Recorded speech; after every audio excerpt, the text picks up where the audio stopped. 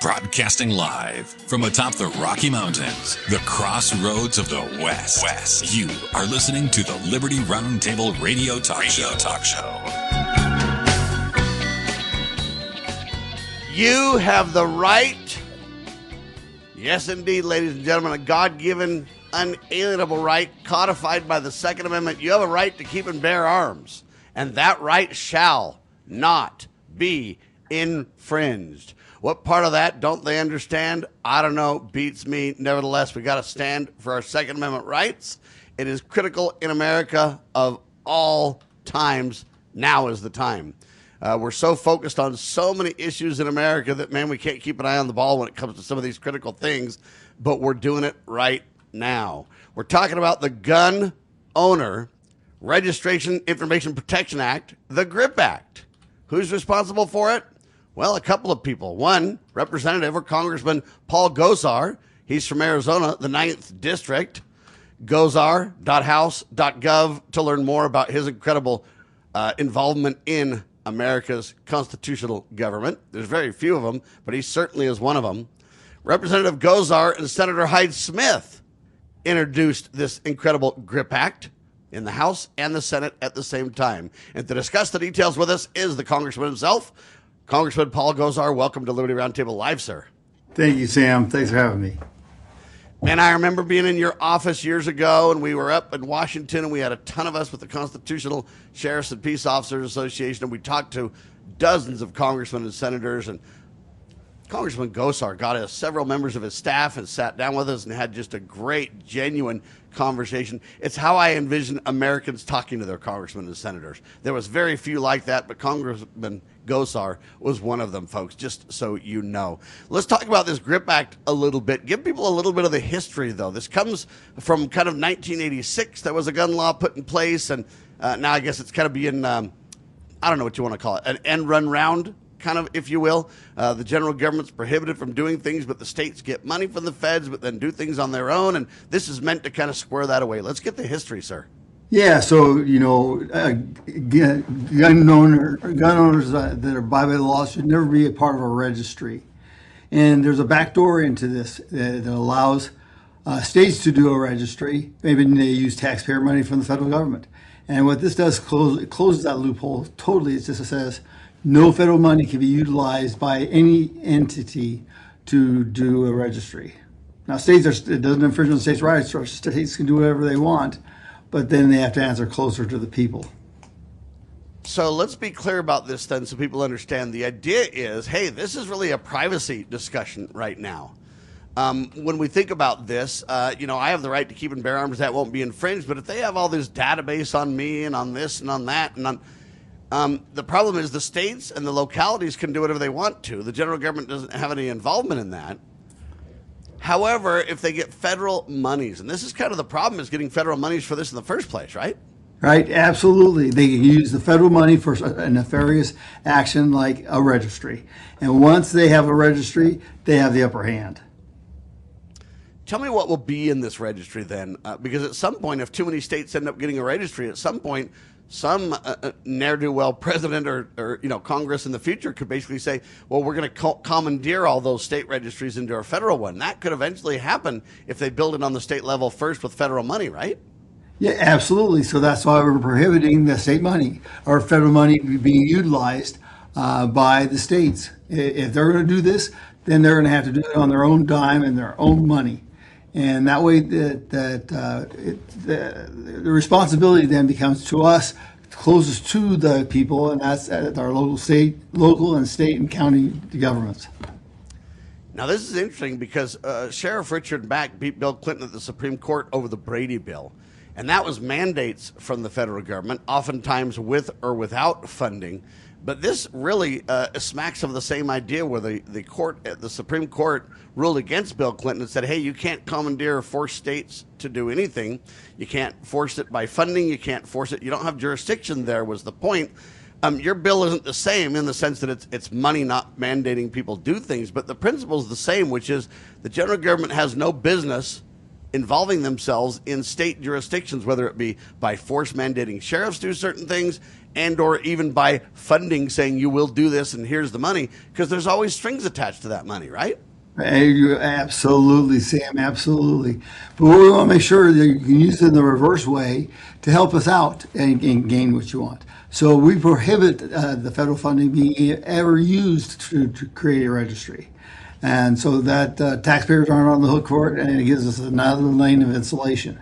And we're always trying to do this preemptively because we don't want to do it proactive or after the fact. We want to make sure that we're doing it beforehand to protect our rights that are inalienable to us.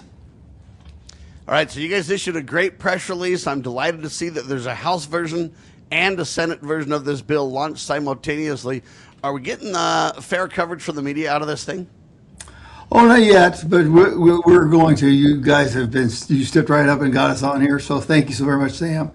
Because this will make it, we'll make this really work. I've been known to get a lot of things done. I'm the only person outside of a U.S. president to kill a national emergency. I killed COVID, so I'm no stranger to this, and I know how to get this stuff done, and we're going to get it through. And it's very important that we have the two bills being introduced in bicameral in the Senate and the House, and they're a match up. So this should be able to move very fast. All right, so tell me what happens here then. You introduce a bill, then it goes through committee. I mean, kind of walk me through what I think the American people kind of need to understand. What does it really take to make this happen and have President Trump sign it? Okay, so what we do is you create a bill. You have to use ledge counsel, the attorneys that just specifically write the law. And once it meets your muster, then you introduce it. And then the parliamentarian decides what committees will actually hear it, okay? For example, I have a Social Security bill. It could have gone to Ways and Means, but it's also based upon public lands and public water. So it was sent to the Natural Resources. Once you get that, you have to have a hearing, and you actually tell your committee what you're doing, what you're trying to accomplish, what's all the pluses and minuses. Then once you get that through that committee, you go to a markup, a committee markup, full committee markup. That's where they debate. They can try to amend it by putting this or that on it to implicate it or to kill it. There's no. That's where we got to be really careful they don't water it down or shut it down, right? That's really the first step. Yeah. Then once you mark it up and it gets out of committee, it goes to the House floor, and then it's dependent upon what leadership wants to do. And this is where I've been always very critical of our leadership, because we don't have a strategy on why you put one first and another one following it. So then they can they will put a rule forward that says, listen, can you amend this, or is it closed? There will be no amendments. You just vote up or down on it, or modified rule. Is there going to be some rules from the Rules Committee? And the committee chair decides that, or is it the committee vote to decide all that? No. That's called the speaker and the majority leader. Those are the ones who decide that. Understood. Okay.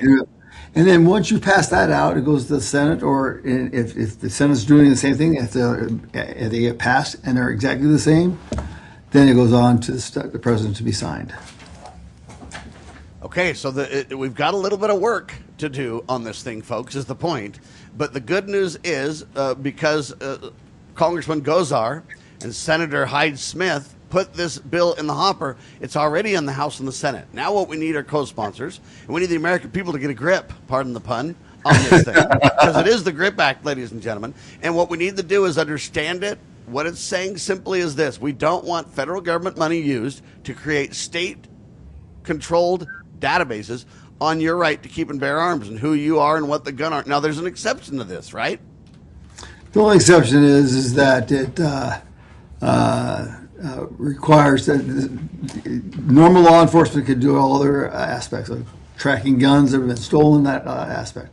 So there's really no downside to this bill at all. Not at all. Yeah, so if a gun's been stolen, then an owner can report it as stolen, and then, hey, there is a way to try to, get a handle yes. on where that gun is, because, hey, the gun owner doesn't have it, and that's a problem. Everybody would want that to kind of say, hey, let's see if we can get a handle on this thing and make sure that it doesn't get in hands that it ought not and everything else. So there's a couple of exceptions, but those are based on current state and local laws already, right? Right, absolutely. So, but the main part that we want to get across with this is We're being proactive. We don't want to wait till they have a registry and then have to backtrack. Once they have a registry, that's the first step in taking away our God-given rights of a Second Amendment. And so we don't ever go there. So I won't permit that under my watch at all. All right, so what can we, the people, do right now the best to help people kind of understand this thing and get a grip on it and support it and everything else? Calling your congressmen and senators, one step for sure, say, hey, we want you to co-sponsor and be part of the GRIP Act, right? Right, and so we got 90 members in the House that have already signed it as co-sponsors, and we have 18 people, senators in the Senate that have actually endorsed it. So this should be something that should fly fairly easy. It's bipartisan, so I think it'll work out pretty well. All right, I got a quick break. Congressman Gosar, stay right there, please. We'll be right back. We'll give you the bill numbers, too, so when you follow up with your congressmen and senators, you know what they are. We'll also make sure you can point to the legislation and just be completely informed. We've got to pass the GRIP Act. You know where the solution can be found, Mr. President? In churches, in wedding chapels, in maternity wards across the country and around the world. More babies will mean forward-looking adults, the sort we need to tackle long-term, large-scale problems. American babies in particular are likely going to be wealthier, better educated, and more conservation-minded than children raised in still industrializing countries. As economist Tyler Cowen recently wrote, quote, "By having more children, you're making your nation more populous, thus boosting its capacity to solve climate change. The planet does not need for us to think globally and act locally so much as it needs us to think family and act personally. The solution to so many of our problems, at all times and in all places, is to fall in love, get married, and have some kids." Looking for an IT partner that truly understands your needs? Managed IT Services is the answer. We meet with you regularly to discuss your goals and form a tailored technology plan. Our customers have called us a trusted advisor who delivers. When it comes to IT, we do it all. Firewalls, cloud storage, server migration, and more. Say goodbye to long-term contracts and hello to a team that earns your business month after month. Call 801-706-6980 now and let Managed IT Services transform your IT experience. Have you ever had great honey? No, I mean really good, all-natural, raw honey? Well, now you can, thanks to localhoneyman.com. We can ship out our locally made honey all across the U.S. So don't worry, you won't miss out. Plus, Local Honeyman has so many different flavors, like Utah Wildflower, High Desert Delight, Happy Valley, and Blackberry, just to name a few. So purchase your delicious raw honey today at localhoneyman.com.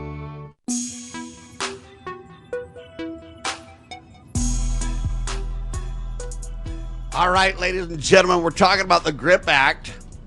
Representative Gosar from Arizona and Senator Cindy Hyde-Smith have introduced the Gun Owner Registration Information Protection Act, also known as the GRIP Act. What's the goal? To strengthen the Second Amendment, folks, and to make sure that the Firearm Owners Protection Act doesn't have a loophole in it. Your goal is to prevent that loophole with the GRIP Act, folks. And the goal is to prohibit states and local municipalities from using federal funds to store sensitive personal information related to the legal, let me say that again, the legal ownership or possession of firearms, okay? The only exception is if it's lost or stolen, then, hey, there's ways to try to make sure we know where that gun ends up, etc. You know, Operation Fast and Furious, maybe they said it south of the border, who knows? But that's kind of one of the things that we really want to be careful of. Other than that, though, this thing is really designed to say, hey, we're not using federal funds to build state databases that'll eventually be merged into a federal gun registry database. We want to prevent that, and so this is to stop the funds from making that happen. So we need you to call your congressmen and your senators and say, please support the GRIP Act, the Constitutional Sheriffs and Peace Officers Association. I'm the CEO. We support it 100%.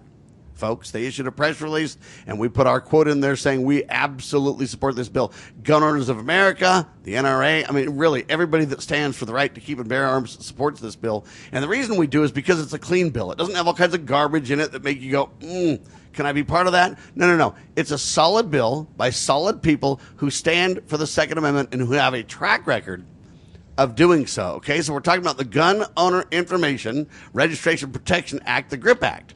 Paul Gosar with us. Congressman, why don't you tell us the bill numbers so when people call, they can kind of say, hey, we want you to support and the numbers. Yeah, so in the House, our number is 7678, and in the Senate, it's Senate Bill 3916. 7678 in the House, 3916?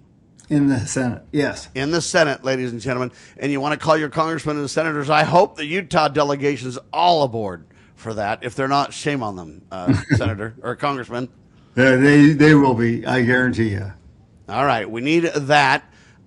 What areas of the country do you think are going to be the hardest? I mean, it's obvious some of the California reps and some of the New York reps. And, maybe we can get a Ocasio-Cortez to jump on there and support it, Well, I don't hold your breath on that one. Well, we can replace her midterms, or replace her, and then we can get the right person to do it, right?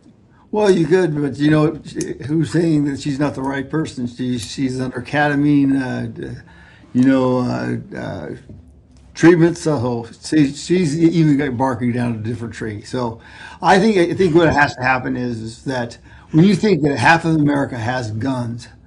I listen to the gun talk every weekend when I'm at home on Sunday. And yes, sir. That means it tells you that if you don't have a gun, there's a gun on either side of you. And, going back to New York, New York's a problem because when they were trying to disclose who had all the guns, who were the ones that barked the loudest? The ones who didn't have guns because they were going to be targeted.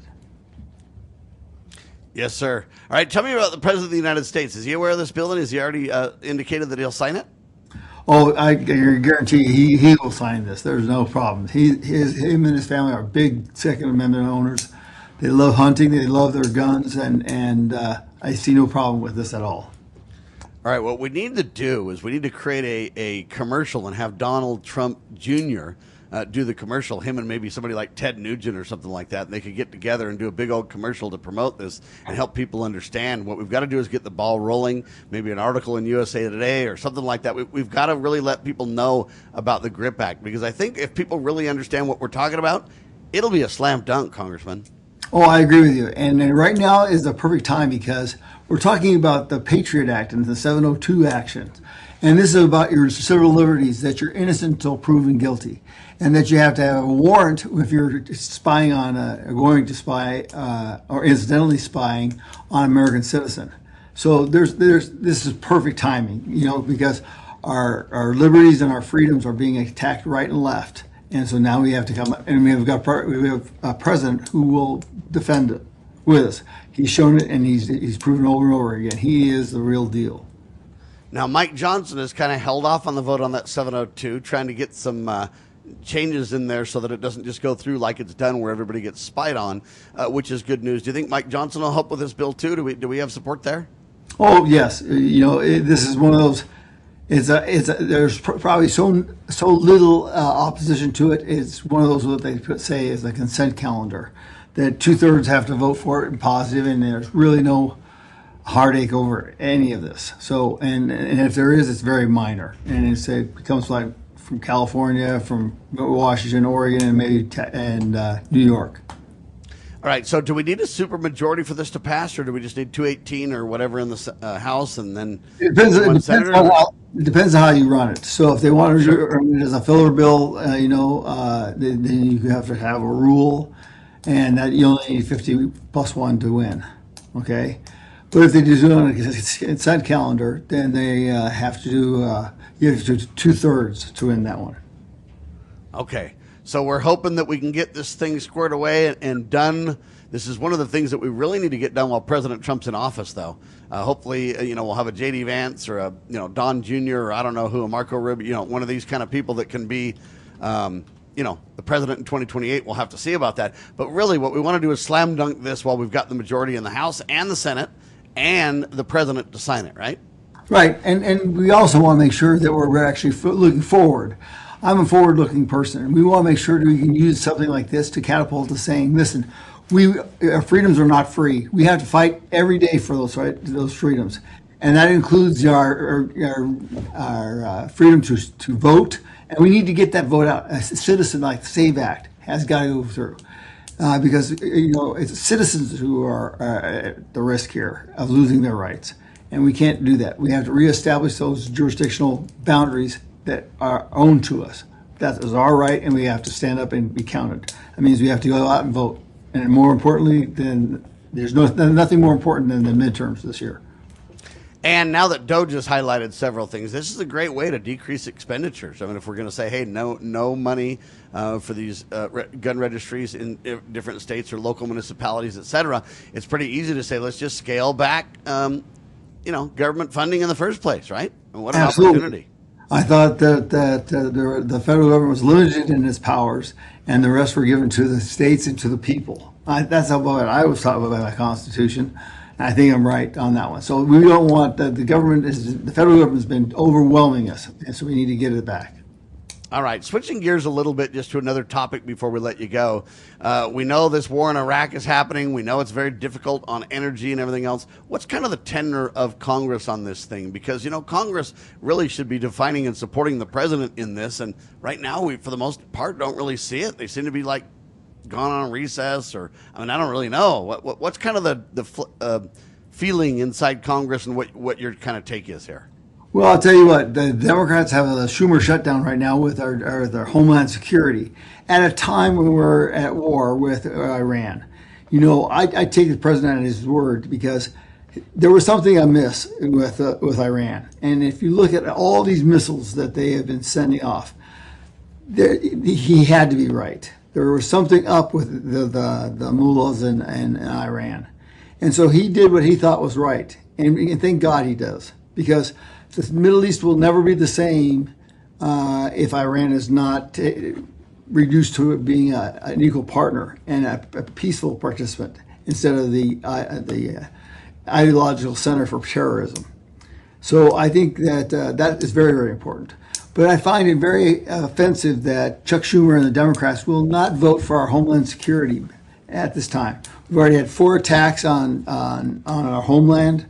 It's really a national security issue, isn't it? It really is. It really is. And they shouldn't be playing with this game.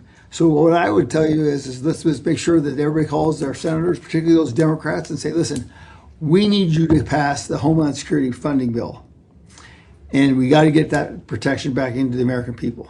We've gone through 4 years of open borders.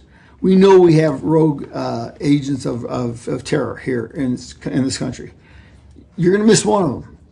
And what happens then? So we have got to have that money. We have to have all eyes on the prize, and that prize is the homeland. Ladies and gentlemen, this is a national security issue. It should not be partisan in nature. Republicans and Democrats put the Homeland Security, or DHS, together in the first place, signed by a Republican president, but everybody was aboard then. Now when it comes to funding it, to me, it's a national security issue.